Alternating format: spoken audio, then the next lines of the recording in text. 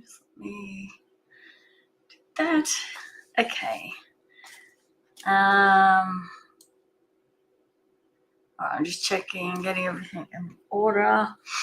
Let me do that. Get my notes. All right, I think we are live. Okay. Let's get Instagram started. All right, awesome. So live on Instagram as well. Hopefully I'm live over on YouTube as well, and live in my Facebook page, and hopefully also live in my Facebook group. Let me just check that. Yes, I think I am. I wonder if I'm supposed to press live there. All right. Honestly, I'm not sure if that. I'm going to try pressing that and see. Okay. This is my streaming service that I've been testing out, and it's new, and I'm trying to get it so that my Tuesday chats will go live on my Facebook page. They'll go live in Instagram. They'll go live on YouTube. They'll go live in my groups as well. So we'll see how that works. I know I'm asking a lot, but yeah, definitely put in the chat. Oh, my phone's in the way. Yep, it is too. Let me move it across. That's my Instagram phone. Okay, so those on Instagram, you're not gonna be able to. I'll be looking sideways if you're on Instagram, okay? But it's because I'm looking in a different camera. All right. Hopefully that has got that out the way. Thanks for letting me know, I did. I didn't even realize. All right. Okay. So first of all, just letting you know, in the chat on Facebook, you will see the link to the registration page for Soft Pastel Week. Okay. Last Tuesday, I did talk about that. I did a whole Tuesday chat on Soft Pastel Week. It starts on the 20th of July. And you can register if you haven't already registered. It is free. There is an option to go up to VIP level, but you don't have to. You can just do it for free. Okay. And okay, thanks, I did. Also, if you're watching from Instagram, if you look in my bio, there's a link that should take you across, and you'll see Soft Pastel Week there as well. Okay. We're drawing this beautiful pelican in Soft Pastel Week. Okay, so get onto that and check it out. You've still got time. All right, Annie says she's so excited. Awesome. Soft Pastel Week is so much fun. If you've never attended it before, I do it twice a year, and it's good fun. We always end up with the finished piece of art at the end. And everyone even beginners who do it, they're always really proud and happy with what they've achieved, because they soon discover pastels are like the perfect medium for beginners. So, all right. Now, I wasn't going to talk about Soft Pastel Week this week. What I wanted to talk about is it's a topic that I went to an art competition. So I went to the Doyle's Art Awards with a few friends. Odette was there, who was on the chat as well. And it was more about, the awards were amazing, which we'll get into that, but it was sort of the categories and the winners and that. It was a bit blurred, I suppose. So it was, a fine line between, was it the winners of landscape versus figurative art. So I'm going to share two examples from the Doyle's Art Awards. And one won $20,000, so it was a big prize in the landscape prize, and one that came second. So we're going to unpack how both blurred those lines a bit and spark conversations and questions. All right, so it is freezing here. We actually had frost again this morning. I thought it was getting warmer. So you'll have to excuse me if I have to do a bit of this. All right, so so they sparked conversations about sort of how are they considered landscapes and should they be. Okay, so like I said, I recently attended the Doyle's Art Awards. So some of you might be familiar with it. It's a big annual show here in Queensland, and it's named after the famous Australian painter Darcy Doyle, and his wife Jenny sort of helps organise and sponsors it and everything else. And Darcy is known for his traditional representational landscapes. Okay, I'll show some of his work in a minute. So if I'll share my screen a few times. So it's a great art exhibition. There were 500 works selected out of 1,000 entries. And they're all absolutely beautiful. So if you want to be inspired, then head to the Gold Coast before Sunday to check it out. I was lucky enough to have 2 pieces selected. And my beach scene, which was shells on a beach that I created up at Woodgate Beach up the road from me, it sold. And it's actually sold to Darcy Doyle's niece, which was even more amazing, and is heading over to their house on Stradbroke Island. So I was very excited about that. Now, I thought I would just share, I don't know if you'll see on Instagram, but this is just a booklet from it that I just wanted you to see a few of the types of paintings that this art award sort of has in it. Absolutely beautiful. And it's definitely my type of exhibition because, I always walk away with so many ideas and inspiration to bring into my own work. So, and I also love that full abstract paintings weren't allowed. So the committee said this award is in honour of Darcy Doyle, who painted sort of conceptual, realistic landscapes. And there's plenty of other art awards out there that love abstract painting, but this isn't one of them. So in other words, you had to know what you were looking at as the viewer. It had to be recognisable. So no paintings of just blobs of paint. Okay. And they had 3 categories, the main one being landscapes, of course, because that was what Darcy painted. But they also had figurative and still life as well. They also had a junior category, and that just blew my mind how good all of the kids' paintings were. So they went, I think the youngest was 8 up to 17, and there's some pretty amazing artists on their way. So so that was sort of the awards, and like I said, you tell by those few paintings I held up, they're just absolutely amazing and so inspiring. I really did. I came away with all these ideas of what I wanted to bring into my own work, and just maybe compositional ideas as well, color ideas. There was quite a few pastels there, which was also great because you don't often see that many pastels in some of these art competitions or awards. Amazing. So if you are anywhere near the Gold Coast, it's definitely worth going and checking out. Okay, but here's the thing that has everyone talking. So a friend of mine brought it to my attention, and I thought it would be a great Tuesday chat topic. Okay, so first prize in the landscape category featured 2 large human figures on the beach. And second place in the landscape category was essentially a still life or interior with potted plants and a landscape sort of seen through the window in the background. So if you're sort of thinking, which a few others were like, hang on, how are they landscapes?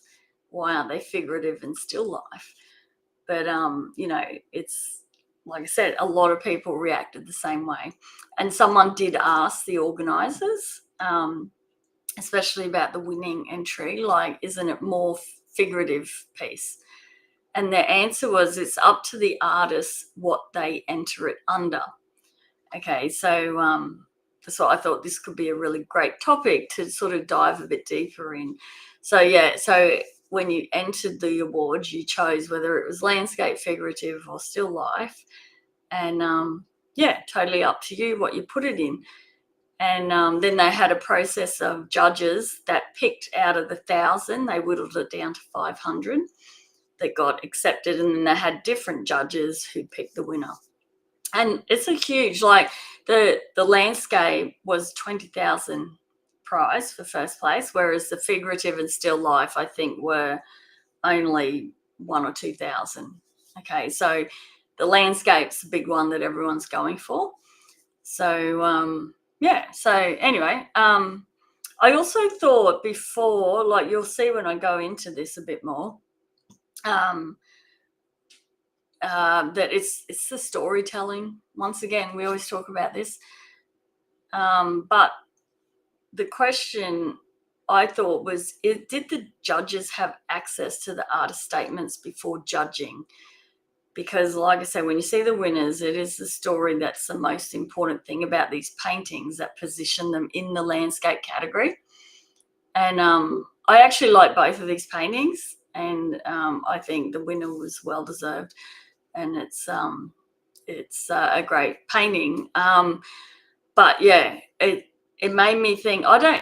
When I entered it, I don't know that I had to do an artist statement. I really can't remember. But these artists did, and it's like, I wonder if the judges would have picked them if they didn't have the statement to go along with them, or did the judges even have access to the statements? But to me and a lot of others, when you just look at it and don't read the statement, you are questioning, why did that win landscape, or why did that come second in landscape? But the minute you read the statements, it makes a lot of sense. So I'm going to share the winning painting and that, and then we'll you'll sort of probably understand as well.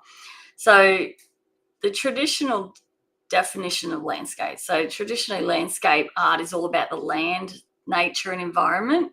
Whether it's bushland, seascapes, rolling paddocks, or misty forests, it's the space that takes center stage. So figures, yes, of course, they can be included, especially in Australian landscape paintings, where people are often shown sort of living and working within the land, especially Darcy Doyle. But usually the landscape is the star of the show, and the figures are supporting actors. But the painting that won the Doyles, the figures aren't just included, like they dominate. They're like in the foreground, full of gesture and mass. They're painted with confident, thick, sort of, it's like an impasto palette knife style. And it sort of feels a bit like the beach is just the scenery behind the figures. Okay. So, and you sort of think, if you covered the background, you'd still have a compelling painting of the figures. But if you covered the figures, then the beach probably wouldn't hold that same weight. So the question is, was the land really the focus here? Which probably wasn't. Okay, let's see. Odette has said, because we're in a safe place, do you think the winner was leaning towards abstract? Yes, a little bit, but not in the sense of the no abstract allowed rule that was part of this. You can still have, I think they call it conceptual. I'm not sure. So it's a palette knife painting. So some people automatically think palette knife is abstract, but it's actually not really. Because you had to be able to tell what it was. Okay, so you can clearly tell. I'll share the image in a second. You can clearly tell that the one that won was two kids on the beach. Okay, so that is not abstract. when they're talking abstract in this, they were talking literally, paint thrown on a canvas, just some paint blobs that you can't tell what it is unless there is a story to it. Okay, what I'm talking about when I'll read the artist statement is the story explains why this is a landscape and not figurative. Okay, and it makes a lot of sense when I read it. So, but yeah, definitely every single paint. I don't think any painting in the Doyles I would have put under abstract because they weren't supposed to be. Even there were some landscapes again done more with palette knife and that, but you could still tell they were a landscape. A little bit different to the Glover Prize this year. It's a landscape award as well, and there was some questionable work in there that it was like, I don't even know what that is. Like, you couldn't tell it was a landscape at all. Whereas at least in the Doyles, you could tell exactly what everything was, and that's what their rule was. So they definitely stuck to that. All right, let me try and hold on. I've got to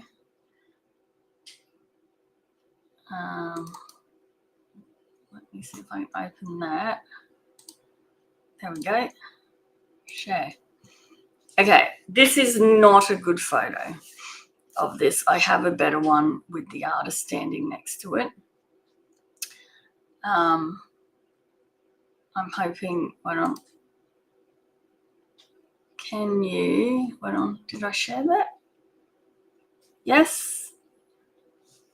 Please let me know if you can see this image. It's showing up on here that you can. Obviously in Instagram you can't. Sorry guys, I didn't realize that you can't share the screen in Instagram. And again, I don't know. Okay, it's because I'm just doing a live.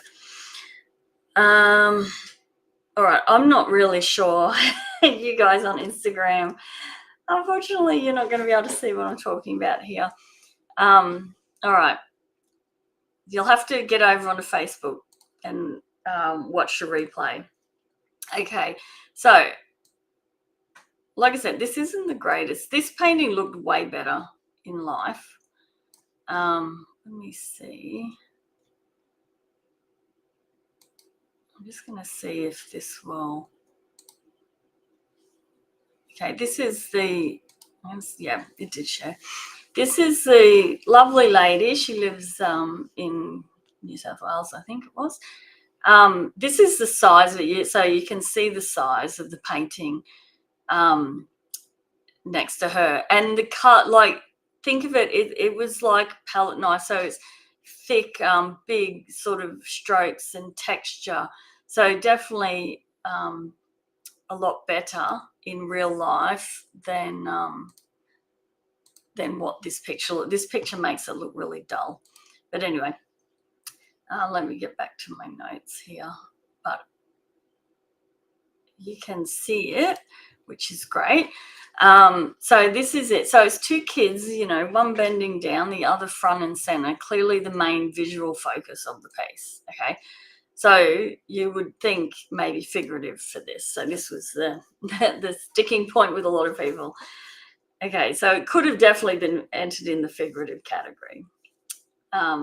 So here's what the artist had to say in her statement. Okay, so like so many Australians, my vivid childhood memories revolve around carefree summer holidays at the beach, allowed to swim and explore on our own. My brother and I would fill our days, each day merging with the next. This palette knife work, Seaside Explorers, invites the viewer to reminisce about their own halcyon childhood memories in the landscapes that brought them joy. So the painting is about landscape, not just in a visual sense, but in an emotional, sort of immersive one. The children aren't placed into the landscape, they are part of the landscape. So there's no separation between the figures and the environment. They're sort of absorbed into it and merged into it. So it's sort of the memory and the movement and setting all sort of swirling together on the canvas. So from her perspective, the painting, it's more about place and feeling, not about the figures themselves. So the landscape isn't the background, it's the whole experience. And I kind of love that sentiment because I resonate with it, as a lot of Australians do, I suppose. We all live on the coast. So, and I spent a lot of my childhood at the beach. It always was and always will be like my absolute favourite place to be. So when looking at it in that way, and as a palette knife painting, she has kind of merged, the figures are in the landscape. They're not sort of on top of it, if you know what I mean. I'll go back to that other painting there, which shows it a bit better. They're sort of all one. So I suppose this is the talking point. Some people think, no, it's definitely figurative, but I really actually think, when I read her artist statement, that it actually is more landscape. That's the feeling. She wants that feeling of them kids just being one with that ocean, like the beach and the sand. And you see kids down the beach and you're in the sand, aren't you? You're rolling around in it, you dug a hole, you're sitting in it, you're covered in it. And that's just what kids do. So I actually really like that statement, and it did make me then think, okay, this did belong in landscape. So even the event director, Sam, we're delighted to see Jane's work acknowledged as a winner, says Sam. Representational art is not only realism, but basically any art style where you can immediately understand the subject matter. So we believe Jane's work to be artistically beautiful, mature and confident in its approach, with excellent light play and controlled palette. Jane has used oil with wax to achieve a highly textured piece that conveys the essence and movement of an Australian beach scene. Okay, so that's the logic. The figures are part of the landscape. They're integrated in it. And it's about the memory and the movement and the experience. So, I do agree with it. A lot of others probably don't. But, it's always good to have a conversation about it as well. So let me know your thoughts as well, whether you actually think it, hold on, let me stop sharing for a second. Whether you also think it, once I've read that statement, that it actually does belong in the Landscape Award. And to win it, there's $20,000, It's a big prize. Okay, Faye says she likes it. Elaine, you too. Yeah, definitely.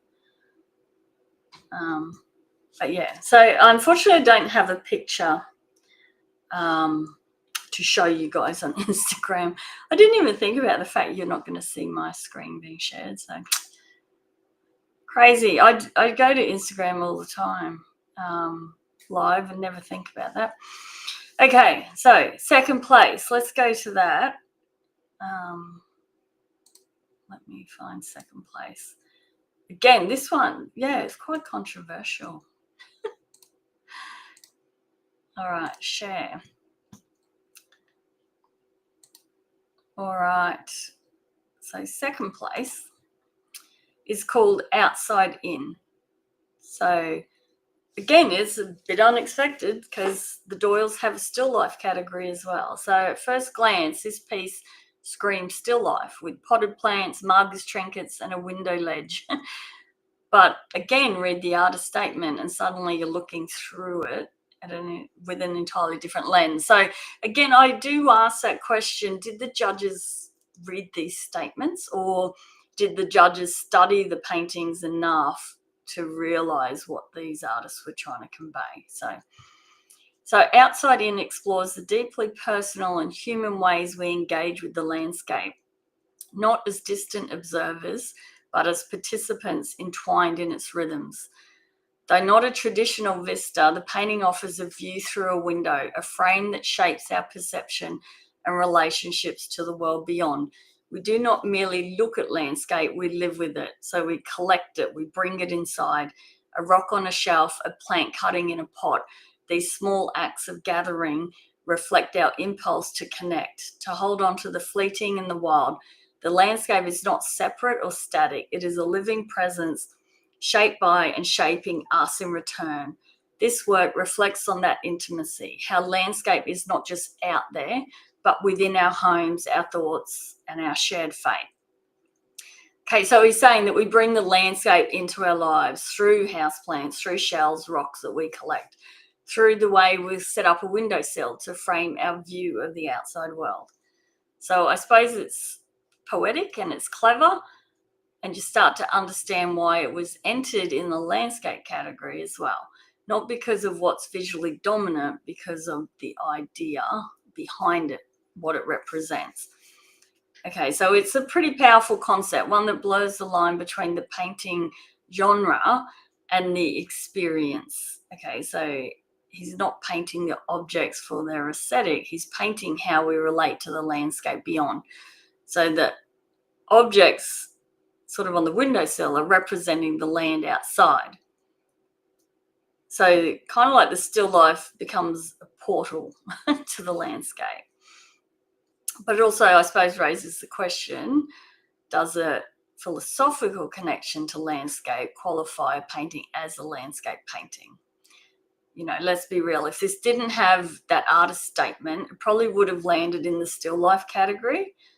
And yet, because of the way the idea frames the subject, it becomes something more conceptual, something that challenges a boundary of traditional definitions. But it's not a bad thing, of course. And it does highlight how subjectivity and storytelling can completely reshape a piece, how it's sort of perceived and judged. Okay, so not right. You're saying, yeah, so that's it, Julie. The statement, and Karen, the statement is the key.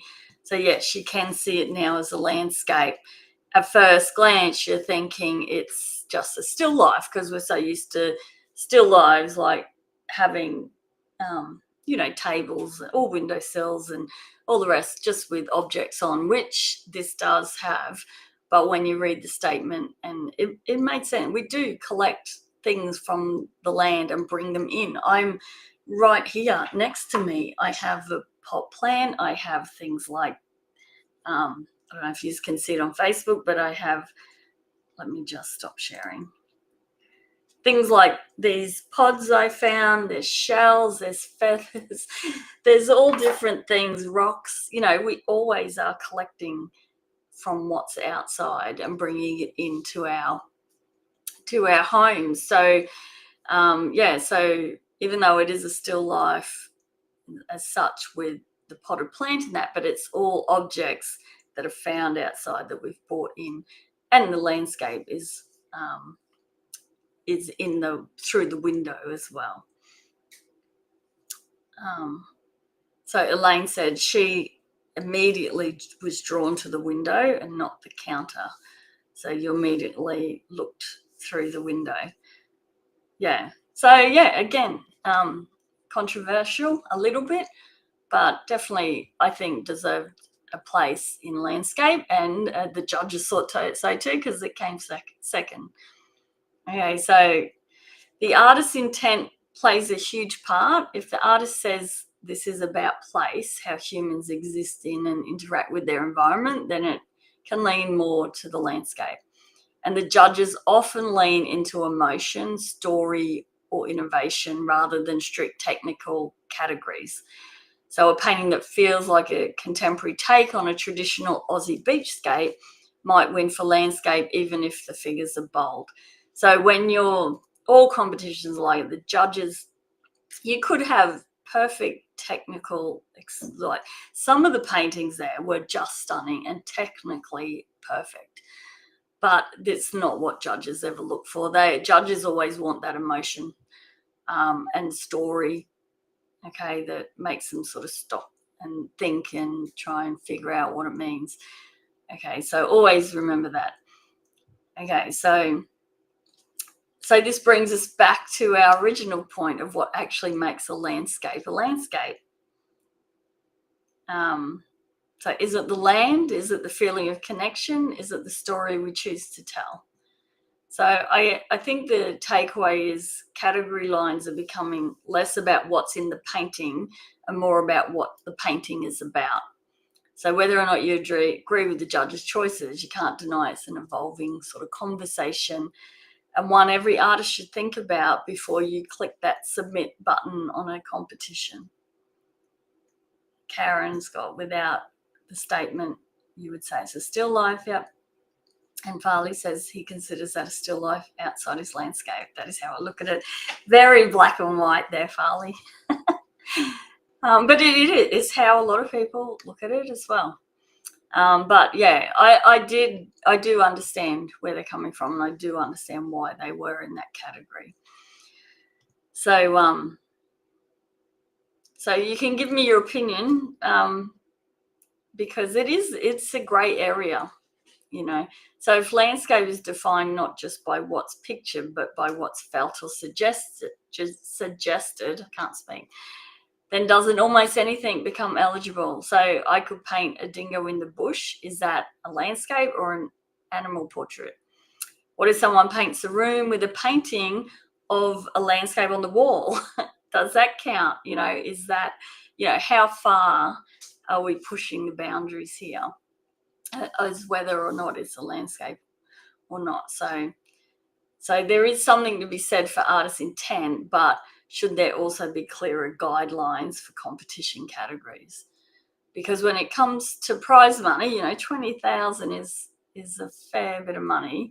So that distinction kind of matters a little bit. So yeah, maybe like the judges have said, the competition organisers said, it's up to the artist what category they enter it in. So but yeah, maybe they could be a bit clearer, but don't know. It again, it's a conversation. Okay, so I wanted to share some of those that aren't familiar with Darcy Doyle, who the competition is in honour of. I wanted to share some of his work. He's a very famous Australian landscape painter. Unfortunately, he did pass away. I think it was in 2001, so quite a while ago. But again, this is what it's in honour of, and this is what why there is no just full-on abstracts allowed, because he was not an abstract painter.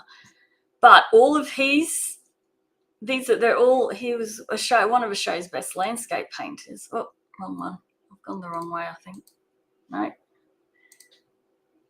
maybe this way. Here.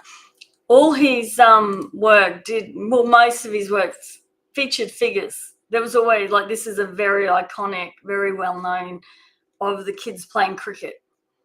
Okay, always paint a lot of these beautiful old sort of Queenslander style houses. But as you see, they've got figures in them.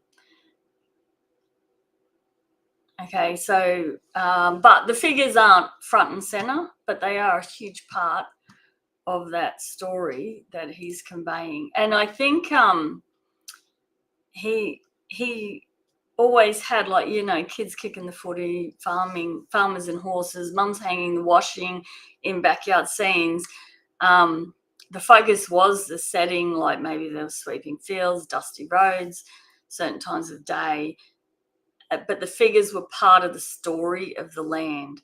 So he was a brilliant storyteller in his work. So maybe the winner was in line with that tradition, just in a modern, looser way, I suppose.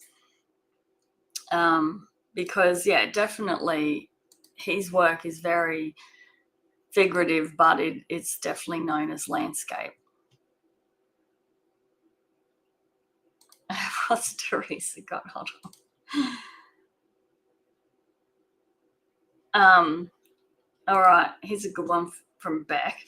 If AI can write me a good enough story, I could pass off anything as a landscape. Very true, Beck. And AI is a great tool to help write artist statement. I've used it. I put in I use it in a way. I don't get AI just to create the story. I put in what I feel like, why I'm painting it, the story behind it, because that needs to come from you, I suppose. But then I get AI to refine it and make it sound more professional. And Teresa's, oh, what on, what's Farley got? You could have a dingo portrait, but if it is indoor, it is a portrait out, so it would be a landscape dingo portrait. Very true. So Deco, we have framed so many of his work. The jacaranda tree was always there. Yes, Darcy was very well known. I have a print of his as well. I've had it for like 20 or 30 years. So very well known Australian artist. Teresa got, I can see now that I'll probably never win a competition. I'm entirely too literal. Yeah, and that's it. As realistic animal artists, we seem to be, don't we? I mean, look at my work behind me. We paint the animals. We need to start thinking, well, you can still create story for these, and also choose your competitions as well. Like my shells on the ocean, okay, it didn't win an award because it didn't have this story and behind it, but it sold. So that was great. It might look more like a photo, I suppose. But yeah, so it's always good to enter competitions, Teresa, because it will build your name. You have a high chance of selling work as well. And it's just a really great confidence booster to get your work out there. So definitely don't count awards totally off just because you struggle with the storytelling side of it. You know, it's something to work on, definitely, because not just in awards or competitions, but selling your work. People buy art because they resonate with the story behind it. Okay, it's got to mean something to them for them to fork out the money. Okay, so definitely storytelling is a huge thing. We talk about it in the membership quite a few times in the Creative Barn, because it's definitely, as you get better and better, you know, so first of all, you're learning the art, the techniques, you've chosen a medium, you're learning all of the techniques of how to get better at that medium. But then as you are confident with your art, how you paint or whatever, then you can start to explore and start to really sit down and think about things that you love, you know, why you want to paint. Maybe it's the beach, so you might want to really start to focus on beach scenes, or maybe you know, for me, I love painting the dingoes on Fraser Island, but there's a reason behind it. Like there's a story. I also love painting the cattle that we have here on our farm. Like, you know, start to really think of your why, I suppose, why you're painting and why you're painting that subject. And then the story will start to come, okay? And then it's all about, yeah, just exploring. I know the judges in competitions seem to like, we won't say abstract, but they do seem to tend more to that. They would prefer a feeling and they like to see the artist's like strokes and everything, and have it rather than a technically perfect painting. They'd rather to see something that shows emotion, and that only comes when you start to paint things that you actually really love. Okay, so but you'll get there. It takes time. First, you got to learn the medium, learn the techniques, and learn the style and all of that. And then once you get good at that, you can explore and start to push those boundaries. Okay, so yeah, this chat is not about bashing the judges or questioning the winners, okay, because art is very subjective. All right. But it's about that conversation, sparking it and making you guys think a bit more about if you are entering competition, or even just wanting to create more emotional work and things like that. And just start to think of things a little bit outside the box, I suppose. You know, we're navigating between the subject but also the message. And knowing how to position your work when it comes to entering competition, how it might be interpreted. So that's all part of the strategy. So a question for you guys: what do you think defines a landscape painting today? Is it, I know a few of you have already answered this, so is it the subject matter or the composition, or is it more the concept and the feeling that's in it?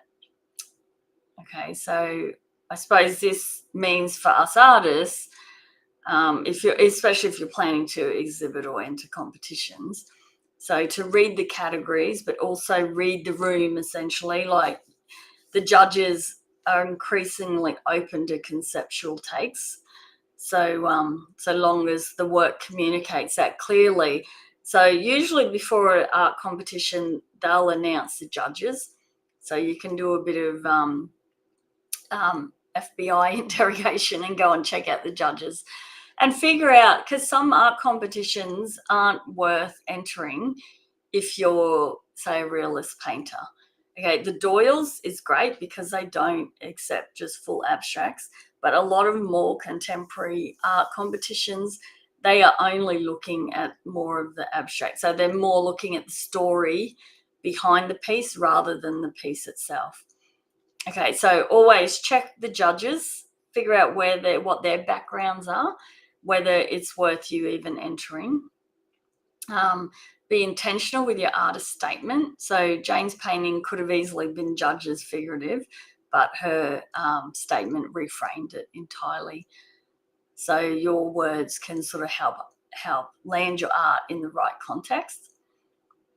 And also ask yourself what the subject is really about. If it's not just a scene, but is it a memory, a mood, a message about a place, then maybe it does belong in the landscape after all. Okay, so again, it's worth asking yourself when entering a competition, what is the painting really about? Is the subject the figure or the environment? Would this piece still be powerful without the figure? And would this piece still make sense without the background? Okay, they're just questions to ask yourself, and that will help you lean toward whether it's figure focused or whether it's more landscape focused. I know that's confusing because the one that won, I would say, is more figure focused, because without the figures, just as a beach scene, it wouldn't have held up as a painting. So it was very immersive with the whole thing, the figures, the beach, the way they sort of are blended into the beach as well. Okay, so it sort of shows that the categories aren't just boxes to tick, they're starting points for conversations and to think about, like, you can bend the rules a little bit and just think about, like the story behind it. And, you know, I know I do it myself. I just instantly go, oh yeah, landscape, or, you know, wildlife. Usually it's Australian fauna and flora, you know, tick, tick, tick. I don't actually think about the categories too much. And I know, like, I suppose for what I do, it's pretty obvious there isn't a blend, whereas I don't usually enter landscape awards, but definitely landscape with figures, which is very common, is definitely that grey area. All right, what's we got here? Farley says, all my ongoing art and now storytelling within the theme I chose at the moment. Yep, definitely. It's very important, I think, as you're getting better and better, to start thinking about the story, of course, when we're doing something. And even if you're still at the point of using copyright-free reference images online, there's still a reason you've chosen that image, okay? I know for Farley, he's working with AI a little bit to help come up with images that he can use as references that are telling. So he's putting his story into AI to help him come up with ideas. But if you're just going to Pixabay and picking a tiger to paint, there's a reason you've chosen a tiger. So there is a story there. It is definitely 100% easier to come up with a story once you're at a point that you're starting to use your own reference images. Okay, so, start taking a sketchbook and your phone camera or a good camera out when you start and go and explore outside looking for references.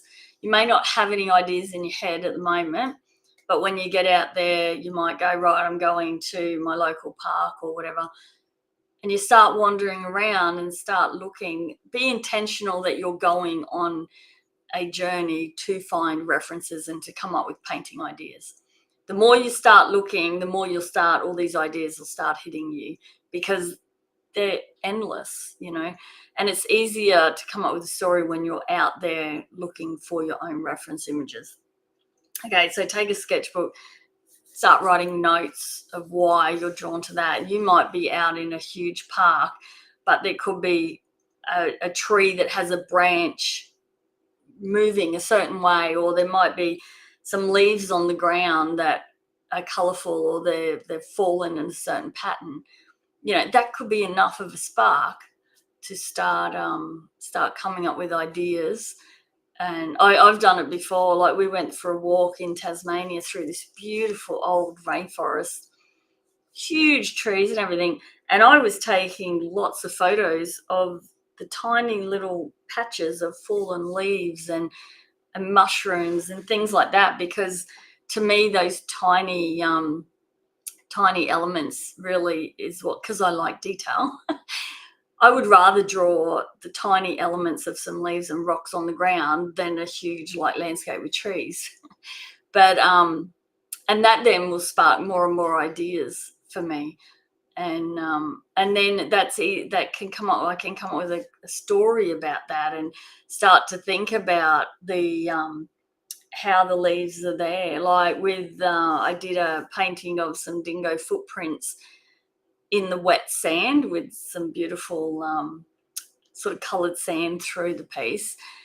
But the story to that was all about how, as the waves come and go, it was titled Trace. So we leave traces throughout, is it 12 hours? The high tide comes and washes them away.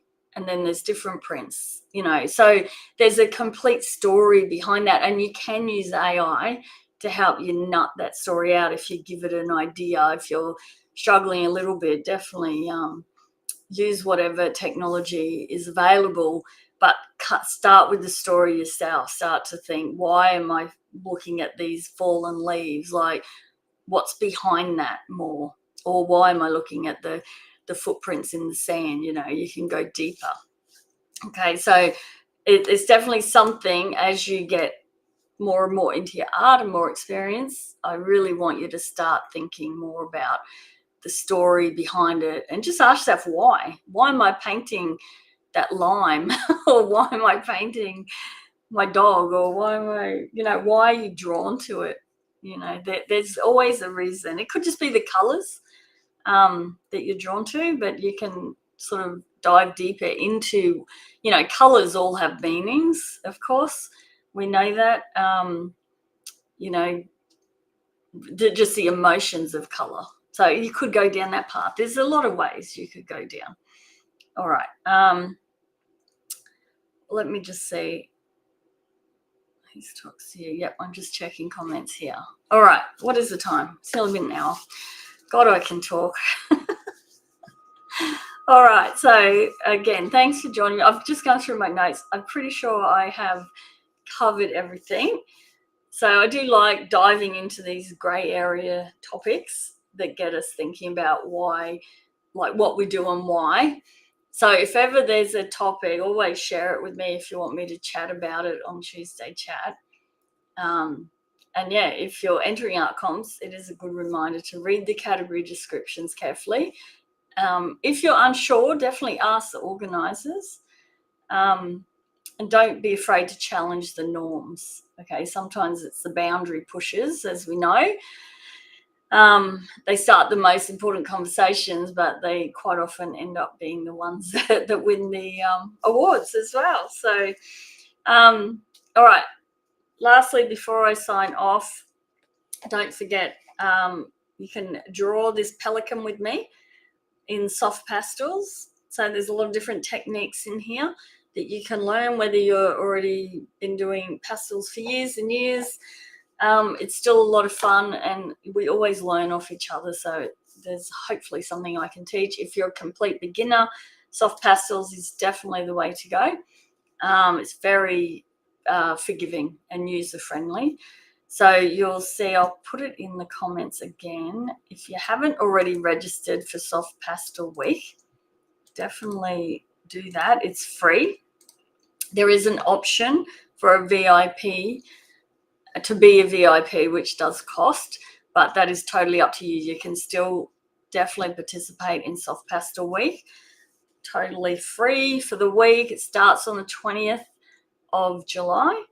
And you can register now and you'll get all the details. You'll be able to download the equipment list, the workbook, all the stuff you need. You can get into, we have a pop-up private Facebook group for Soft Pastel Week, and you can get into that group now. Everyone, there's already a few hundred in there. They're all sharing their current work, asking questions, all the rest of it. So it's already quite active, and we're nowhere near starting yet. So, yeah, it's good, but you can get organised. That's why I've opened the doors already, the registration, so people have time to get their equipment. And if I can say, if you haven't got any pastels, the main thing, get good pastel paper. If you go into the Facebook group, you'll see I did a Facebook Live in there the other day running through all the equipment. Okay, so yeah, it's a great time. It's good fun. Odette said there's an amazing number of people registered. Yeah, there is, definitely. And Kath said she enjoyed the topic today, which is great as well. All right, yes, always fun to talk about these grey area topics and ones that have sparked conversation. So yeah, so hopefully I'll see you register for Soft Pastel Week. And we still have another Tuesday chat next week, which we might talk a bit about doing a challenge like Soft Pastel Week, why it's really good for you to do whatever stage of your art career you're at. And then the following Tuesday chat that won't be on, because I'll be doing lives in Soft Pastel Week, I think. So, yeah, I don't know. I'll figure it out. Anyway, I'll let you all know. Okay, thank you again for joining me this morning, and I'll see you next week. Bye.